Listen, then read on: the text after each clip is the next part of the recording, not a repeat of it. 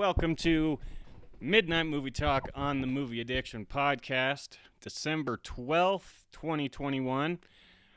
Doing the early Sunday show, just breaking down the weekend box office and going over a couple of other stories that came out during the week, or during the weekend, rather. There's actually not a whole lot to talk about, which is good because this is going to be a pretty busy week, I have a feeling. Leading up to Spider-Man 3, you can always kind of expect, whenever a big release is coming out, especially when it's the only big release coming out, there's going to be some other stories that drop to try to counter that. Or to just bank on the fact that people are going to be having these conversations about movies, and this is a good way to, especially where we're this close to the end of the year, this is a good way to solidify yourself as being an anticipated movie for next year. If you steal some of the attention that's starting, you're going to be the next big movie after this. So I don't really know what to expect, but on top of talking about Spider-Man 3 after I go to see it, we're going to have some other big movie news to talk about. That's just what I suspect. But for now, I'm just going to talk about the weekend box office results. I'll just start with that.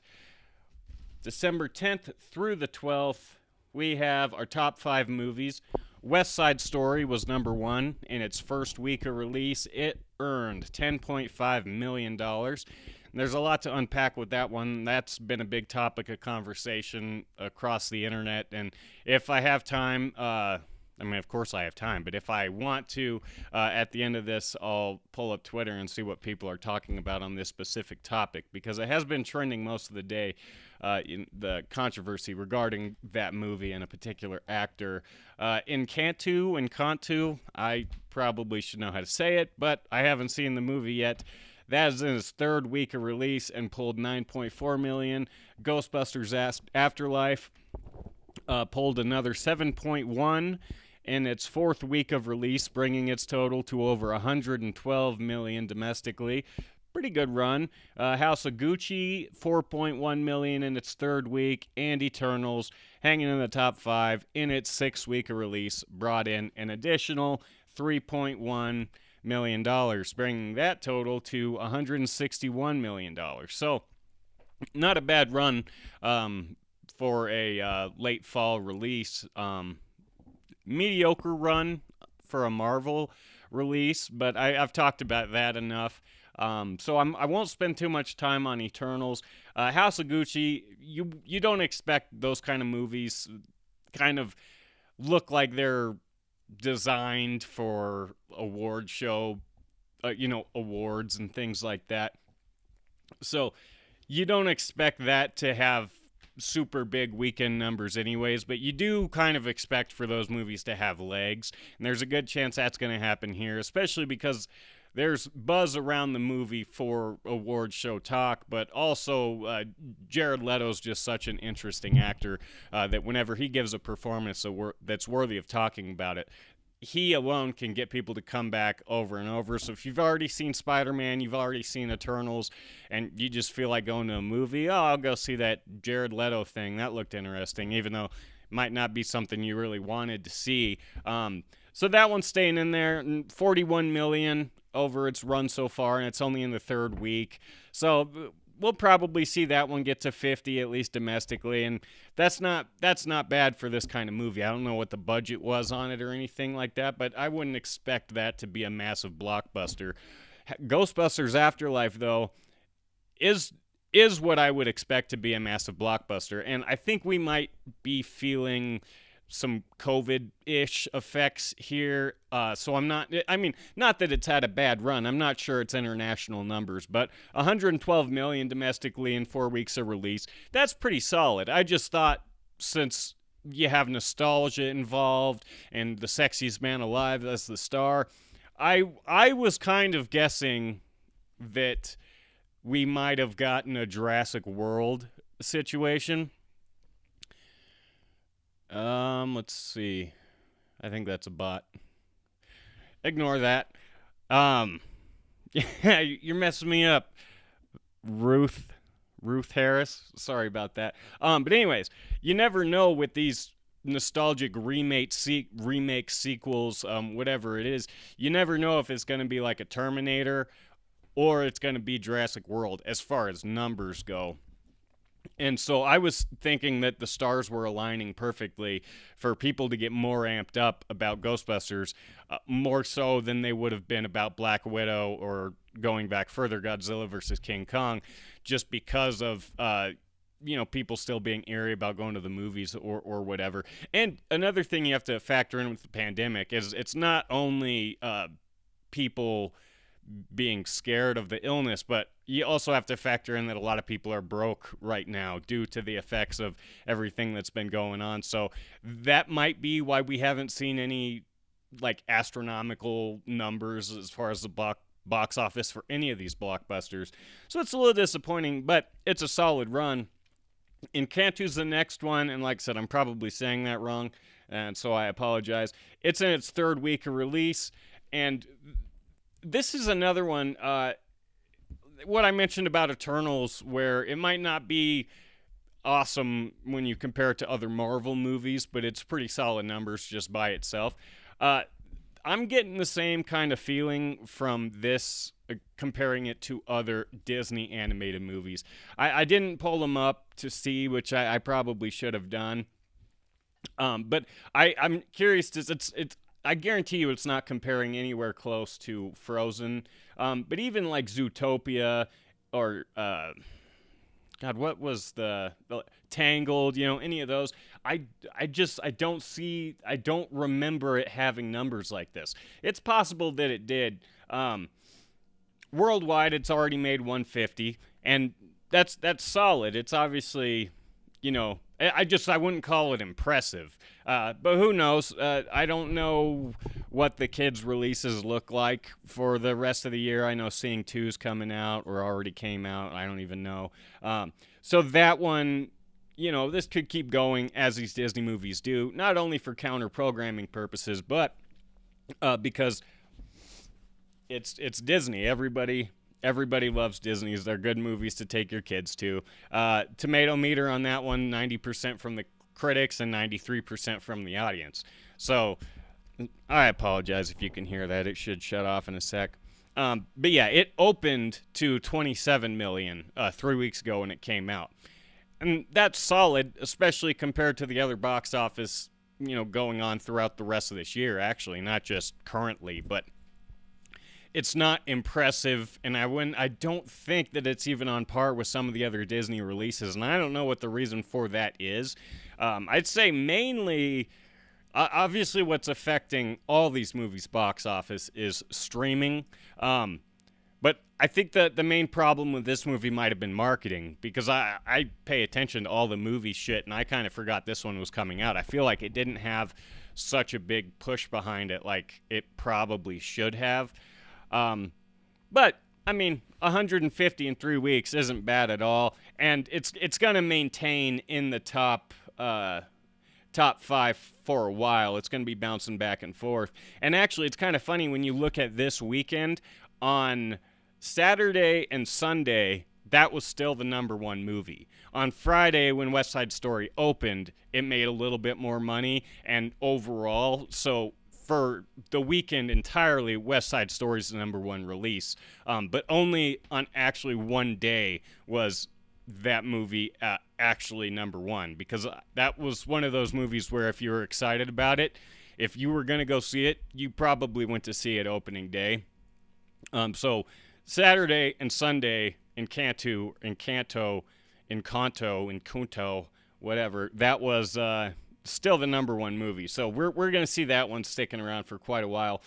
And before we get on to the main story of the box office, which is West Side Story, I wanted to just compare it to previous years, this weekend in years previous, because especially last year was obviously totally different because of the pandemic, and it's always kind of interesting to see. Like, yeah, it does depend on what kind of blockbusters, if any, you have coming out. If the awards movies awards targeting movies that come out around this time of year. Depending on what the star power and the buzz and certain things like that around those movies, it's cool to just go back and compare what this weekend at the box office looked like previously. And so last year we were obviously looking at a totally different situation because there was a lot of places where movie theaters weren't even open. And so because of that, there wasn't a whole lot of movies coming out. We did have a couple here, and so I'll just give you the top 5 from last year. Number 1 was Crude's A New Age, and that was actually the first weekend that came out. But as you know, that movie stayed in theaters for a long time just because there was no other movies coming out. I think it literally had like a 4 or 5 month run, and it was in the top 10 for quite a bit of that time. Even though the numbers weren't super high, it was still the top performer. Half Brothers was number 2. That was its second week. Elf from 2004 got re-released. I think it was 2004, something like that. But everybody knows Elf. That one came in at number 3, and it had already been out for 6 weeks at this point in its re-release cycle. Number 3 was Freaky, which had come out just a little bit before that. I think it says it was week 3. And then The War with Grandpa was in its 5th week. And so Freaky, Crudes, and The War with Grandpa were some of the first movies to come out during the pandemic. After things started opening back up, I'm not sure how they handled the streaming thing. I think they were doing the home premieres where it wasn't on a streaming service right away, but if you paid an extra fee, then you were able to sorry about that. Then you were able to watch that, and those obviously aren't counted in with the box office. But the numbers here, it's so crazy to look at this, and it's hard for me to believe too because I don't live in a part of the country that took any of this pandemic seriously at all. And so if it wasn't for the fact that movies weren't coming out, we wouldn't have even felt the effects, at least in our movie theaters, of COVID because they stayed open the entire time. Everything basically stayed open. We didn't really shut down our stores or anything like that. They shut down the schools, obviously, because that's handled on like a federal level, I think. I don't know how it works. But our movie theater was consistently open. It closed for a brief amount of time, just like everything else. And so, of course, there was no new movies coming out. And so it was just all re-releases. Like you could go and see Jaws and Die Hard and classics. I think they had a Harry Potter series. They were just trying to fill the time and trying to give people something to do. But across the country, that obviously wasn't the case. There was many big cities where I don't even think the movie theaters opened until spring of this year. So the weekend box office for December, I think it would have been the 13th or something. Whenever this weekend fell last year, the top earning movie was Crudes, and it earned $3 million. And it was the only movie that earned more than $1 million. And it was its opening week. And like I said, that one had legs and eventually earned a ton of money. But number 2 was Half Brothers, and that made $500,000 during the holiday season. That's absolutely crazy to me, but it's because more than half the movie theaters were shut down, and the ones that were open, people are hesitant to go to. Elf, which was, as you know, obviously a re-release, that one earned $400,000. Freaky, which had already been out for a while, I don't remember what that one opened to, but that might have been $1 million or so. That earned $300,000, and then The War with Grandpa brought in just about $250,000, which is, it's crazy, especially when you compare it to just the year before. This was in normal time. Way back in the good old days of 2019, the number 1 movie was Jumanji: Next Level, and that made $59 million, which is what that's kind of what you expect a blockbuster to make during this time, which is why, although impressive compared to current stats, the Encanto release is nothing to celebrate, and I don't actually consider it impressive. I'll say it's solid as I did, but there's no that's why I'm pretty sure like Frozen and Frozen 2 had already been out for a while. I think it was in its second or third week. It brought in 20 million, and so more than Encanto did, and I know I'm saying that wrong. During its I mean, I guess they had similar. The opening weekend for Encanto looks like the second weekend for Frozen 2. Or I can't remember. But either way, it's crazy how far removed we are. Last year, so this year, the top movie made 10 million. So we're slowly creeping back. Last year, the top movie made 3 million. The year before that, the top movie made 60 million. Frozen 2 was number 2. Knives Out was number 3, and that brought in $9 million. And then Richard Jewell and Black Christmas were the other ones, and they both made more than $4 million. And so it's just kind of interesting to think about. I mean, all of the top 5 don't even add up to what the number 1 was 2 years ago on this day. And so it's interesting to kind of look back and see. I mean, as I said, we are slowly moving back to, what we like to see. The other thing you have to factor in here is the streaming. That's something that's not going to go back to normal. And the economy. Because even if everybody's vaccinated and we're past the point of fear, the box office is still going to be affected just because people don't have the money to go see movies. And also, streaming services offer so much nowadays that they got to work extra hard to get you to pay the ticket price. And so that leads us to the big story, West Side Story. Why it bombed, I guess they're calling it. I don't actually know. Interestingly, the movie had $100 million budget, and I haven't seen this movie. I'm not going to see this movie. I'm not the demographic for this. You have to be extremely impressive to catch my interest in a movie of this genre. The last time I was excited about a musical was Cats, and that's just because I knew I was going to be able to get super high and go see it and have a crazy time. But I've never been excited to go watch a musical, and so you have that, but then you also have it's made by Steven Spielberg, so that's going to bring some to it. You got a couple of big stars in there, and it brings in just $10.5 million, and there's a couple of reasons for that. But first, I'll just talk about the movie. Let's see what it says here. And from the looks of this, it's just a bomb as far as the ratings go. People are liking the movie. It says, an adaptation of the 1957 musical West Side Story explores forbidden love and rivalry between the Jets and the Sharks, two teenage street gangs of different ethnic backgrounds. And people are calling this the woke West Side Story, and I don't know enough about West Side Story to know if that's good or bad or if it's even true. But it's Steven Spielberg and Tony Kushner. They've worked together before on Lincoln and Munich.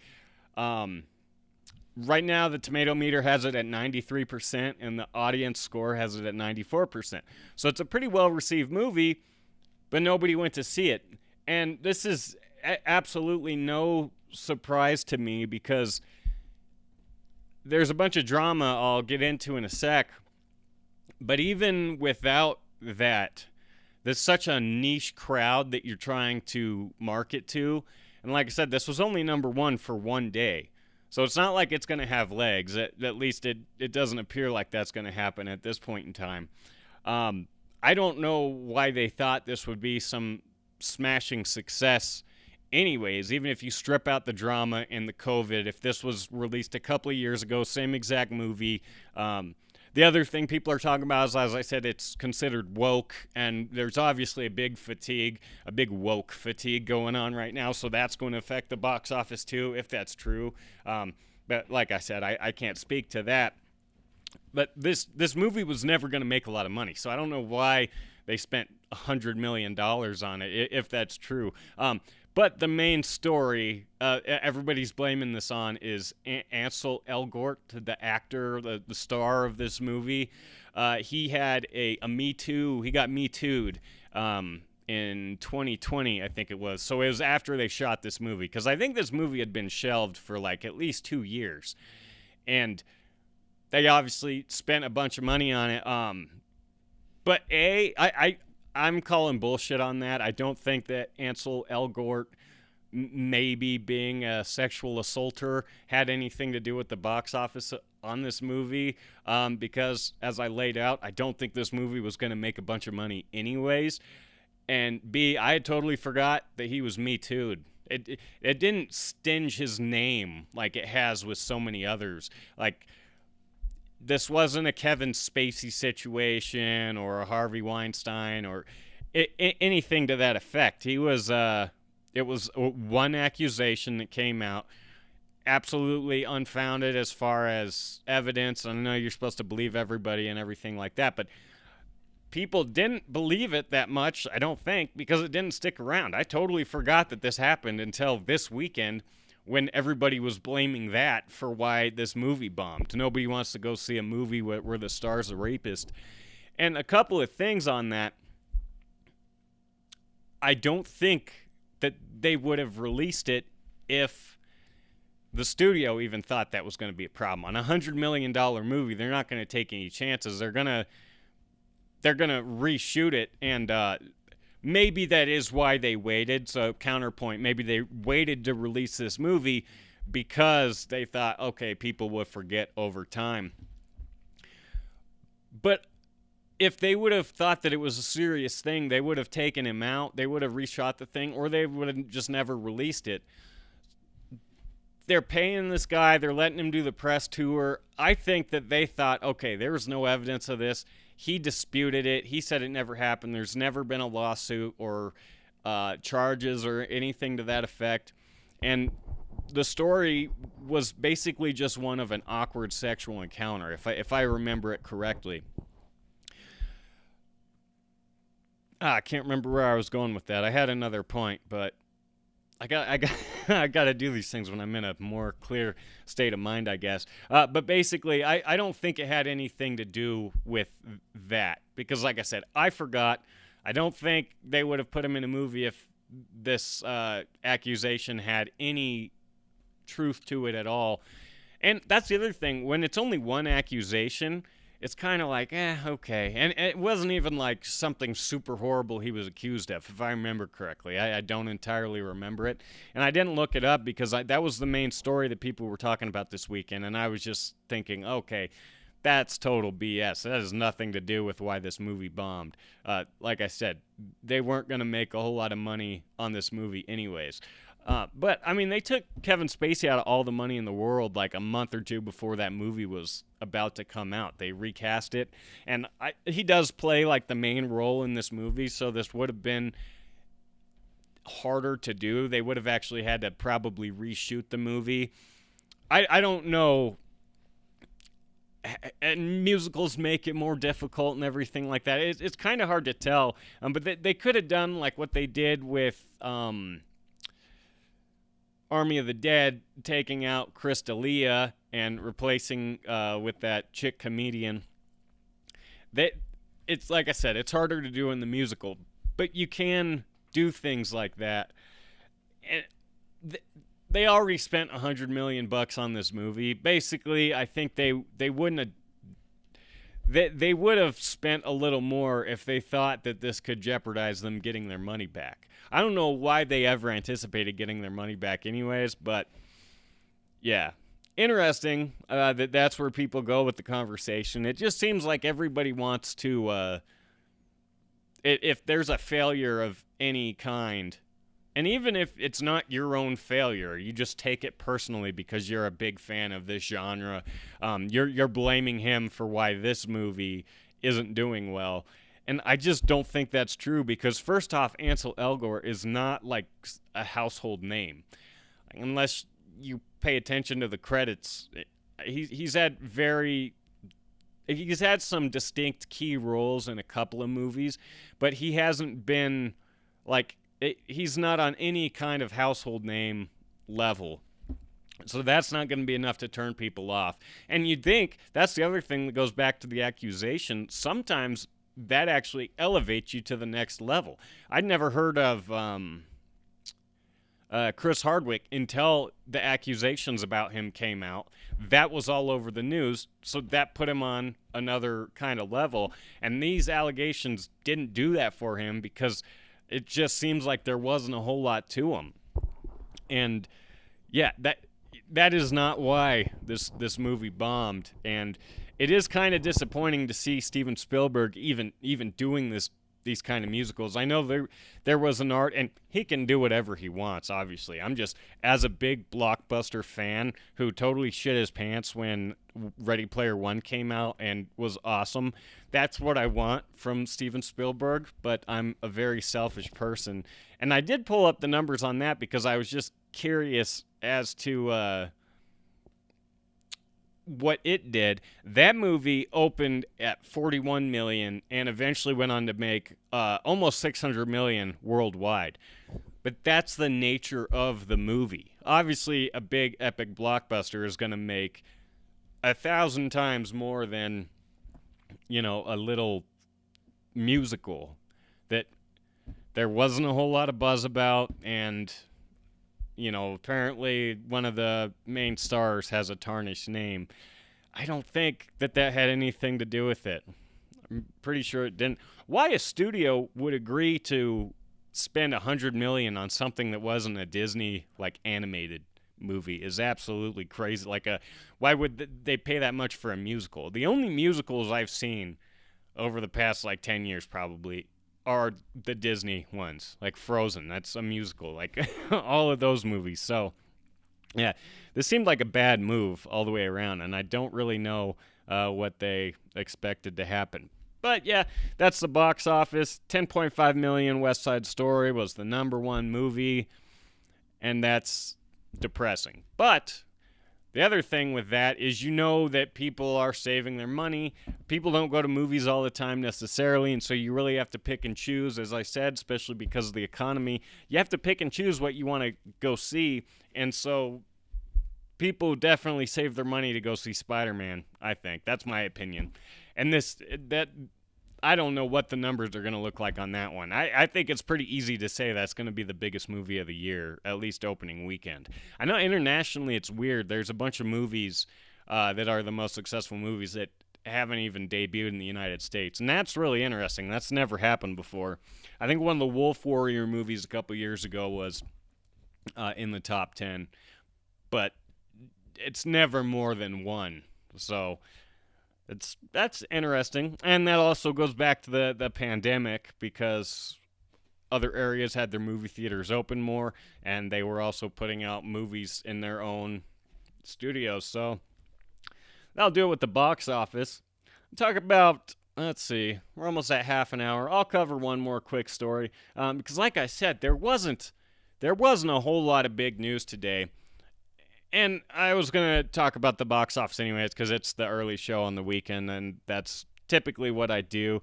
Here's a couple other headlines, and if I have an opinion on these, I'll give you my thoughts real quick. There's only one story that I really want to talk about, so we'll get to that one last, and it's not even a crazy story. It's just really cool, I think. This is from Cinema Blend. A judge just granted a subpoena in the investigation into the Rust shooting involving Alec Baldwin. The legal situation continues to escalate after the death of Rust cinematographer on set, and I believe this was for the assistant director. We're going to get stories like that at least once or twice a week till the investigation wraps up, and then after that, whatever civil action is taken, and then if there's criminal charges, which there probably will be, that's going to be a long, drawn-out process.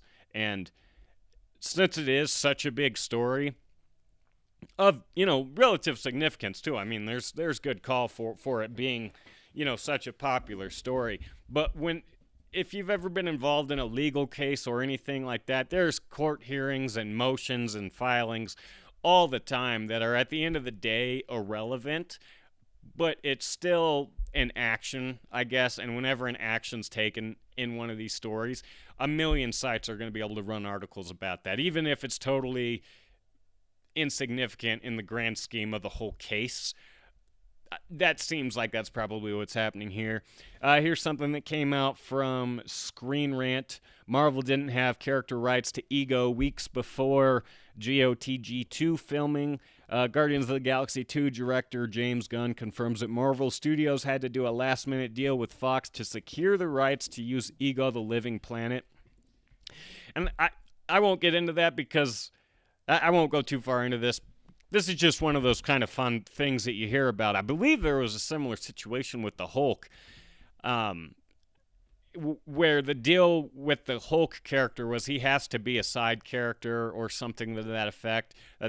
I don't know if that's true, but at first that's why they weren't making Hulk movies after The Incredible Hulk. I think once they brought Mark Ruffalo on, he always had to be a side character. I think I read that somewhere once upon a time, and that just kind of gives you a different perspective when you think about the complexity of making a movie, these other things you have to worry about.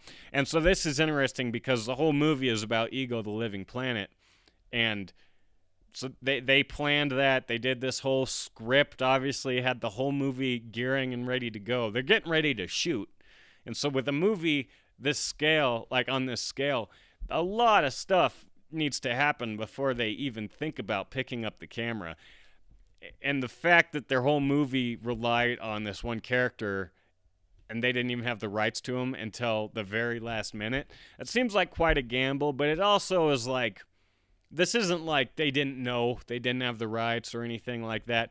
They're Disney, and so they knew this wasn't going to be a problem. They knew they were going to be able to scoop him up. So similar, I think, to what they did with Spider-Man. I mean, those plans for Spider-Man in Civil War began long before there actually was some kind of deal. I mean, I think earlier that year, Sony was still pretty adamant saying, we're not gonna do anything with Disney, we're not partnering with them, Spider-Man's ours, blah blah blah blah blah. Disney knew that whole time we're gonna get him. So yeah, that's kind of interesting, but also a non-story, I think. This next one is a Screen Rant also. Thor 4, Michael Giacchino,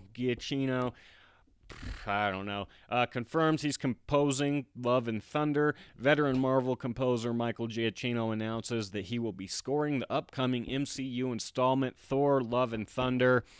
I don't know enough about composers and that aspect of movie making to have an opinion on it, but I do know that this guy composes for a lot of different shit, and so he's always a good call regardless of what movie he's going on, because he's done animated movies like Up, and I think he did, I'm not going to pretend like I know, but it's not rare to see his name attached to a movie, a big movie. He's very well recognized and a very well respected composer, so it's always a good thing to have him on.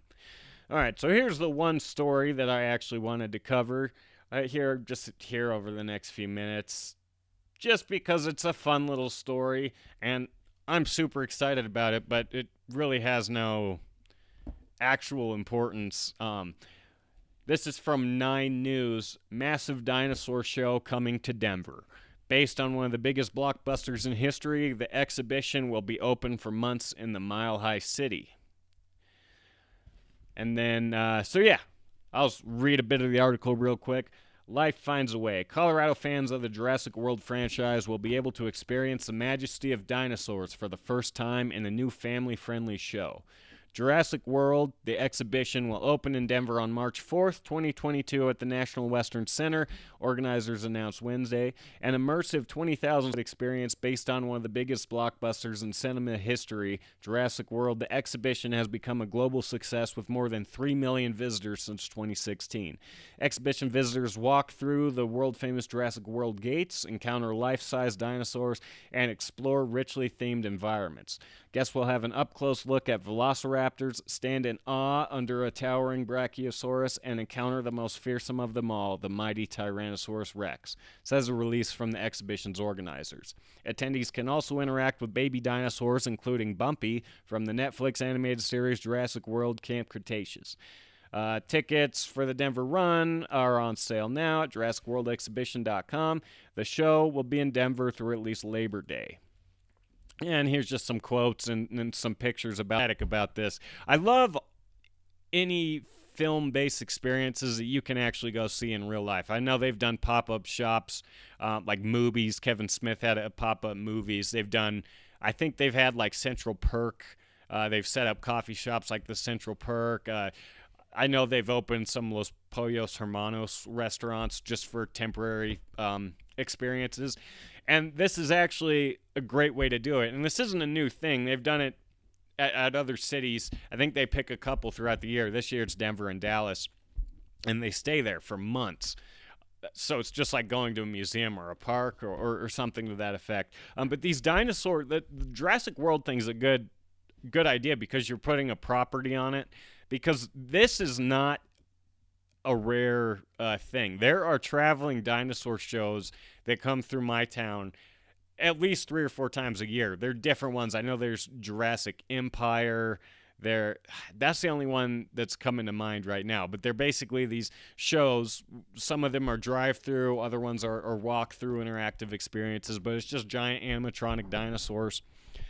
And I have a 3-year-old and a 1.5-year-old who absolutely love dinosaurs. And their favorite movie is Jurassic World. So we're obviously super excited about going to see this. And the pictures and videos of it look awesome. And I'm glad it's coming to Denver. This is weird though that it's staying there for so long. It's not like a one-time. It's not like a weekend ordeal or even a month. So you have plenty of chances to go and get it. And it's crazy to me. It costs like $35 for an adult, and I think like 20 or something for a kid. I can't remember. But the other ones actually cost more. Like the drive-through one that was just in my town recently, which they just set up dinosaur statues in the parking lot and you drive through like a dinosaur safari. They're not animatronic or anything. There's just sound effects and things like that. That costs $70 a car. So, I mean, when you break that down, it probably comes out to like, $15 a person, depending on how many people are with you. But you'd think that the actual thing itself, the property of Jurassic World, because that it would be Lawsuit City if any of those other companies, businesses, whatever you want to call them, many of the other shows tried to pass themselves off as Jurassic Park or Jurassic World or advertised in any way that made people think that was related to it. It'd be a big deal. So it's kind of crazy how cheap and inexpensive it is, and it might not be worth the money, but I think it will be. And yeah, I'm definitely getting excited to go to this, and it's going to be there for like 6 months, so we've got plenty of time to sneak in there, even if it sells out because it's going to be more popular like the first month or something like that. But the National Western Complex, they don't use very often throughout the year after the National Western Stock Show. So this is a good thing to put in there, and it's different, and yeah, I'm super stoked about it. I wish there was more interactive experience based on films that you could go see, because it's like if there's a band that you listen to all the time, they'll come through and you can go to a concert and see them. There's not a whole lot of parallels in film. It's starting to be more, you're starting to get more recognizable names at like Comic-Cons and things like that, so you can actually meet an actor. Or if an actor writes a book, then there's often like a book tour where you can go get them signed. That's how I saw Bryan Cranston. And I remember a couple of years ago there was a Fast and Furious live show, which was just like a special effects show. I don't think it ever came to the United States, but it was in the UK, and apparently it was a flop. They didn't really nail it down right, and so people didn't come back. The word of mouth wasn't very good, so it just wasn't financially beneficial for them to move forward with it, to keep going. But that was a bummer, because you don't get things like that. The other thing that's similar that I can think of in recent time that's similar to this was Hugh Jackman going on tour just as himself, playing and singing the songs from the films that he's been in. And you just don't get a whole lot of that. So I wish there was more ways for fans of film to actually have, an interactive experience, I guess, for it. Which is why, like, I love the pop-up shops. I love if I'm ever in a city where they filmed something, I love going to check out the filming sites. And a lot of times the locations embrace it. We were in San Diego this year, and we went to, I can't remember what it was called now, Kansas City Barbecue, where they filmed the bar scene, the piano bar scene in Top Gun. They filmed that scene there. And so they've totally embraced that. Their second name is the Top Gun Bar. That's what people know it as and stuff. And so I'm a big fan of just being able to put yourself in the world of film, I guess, and television. I went to Albuquerque a couple years ago, and we did the whole, we did it ourselves. We didn't pay for one, but we did all the Breaking Bad, sightseeing tours and stuff like that's just super cool to see. Yeah, we were going to go to the Friends pop-up shop, but that got canceled because of the pandemic. And obviously, I'm a big fan of going to Comic-Cons. I got to meet Ernie Hudson and Billy D. Williams I've met. I've met a couple of pretty cool actors at Comic-Con. So you're kind of getting that experience through that, but it's still not like bands where you can go get a full-on experience similar to what you would listen to on your phone or on the radio. You can go see that for yourself, but it's close enough. And so I wish that there was more stuff like this, especially for my kids, because you can actually go to Jurassic World, essentially. And I know that's basically what Disneyland is, and I know Marvel's had a couple of these pop-up events that kind of tour throughout the country. I know I was in Chicago at one point. But it'd be cool if you could go to Shield headquarters, which I think they've done before with Marvel. I know you can go to Hogwarts, but a lot of these aren't touring events, and I think they should definitely do more stuff like this. I want them to bring back that Fast and Furious stunt show, and I want Vin Diesel to go on tour with them. That would be a draw just by itself. But yes, super stoked for Jurassic World, the exhibition. And, I'm kind of surprised that they're doing it in Denver the year of the movie. I mean, Denver is a pretty big city.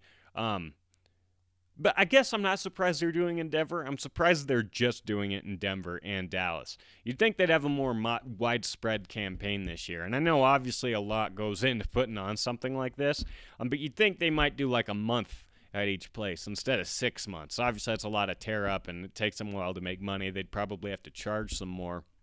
But that being said, people could travel to Denver just for this in excitement of the movie. If you don't live very far away, if it's just a day in the car and your kids love dinosaurs like mine do, you might do that. And we're definitely doing that. It won't be a day in the car. It'll only be an hour, but still super exciting stuff. And I really want to keep seeing more stuff like this as far as, being able to interact with the films we love. So that'll do it for tonight, the Sunday early show, Midnight Movie Talk on the Movie Addiction Podcast.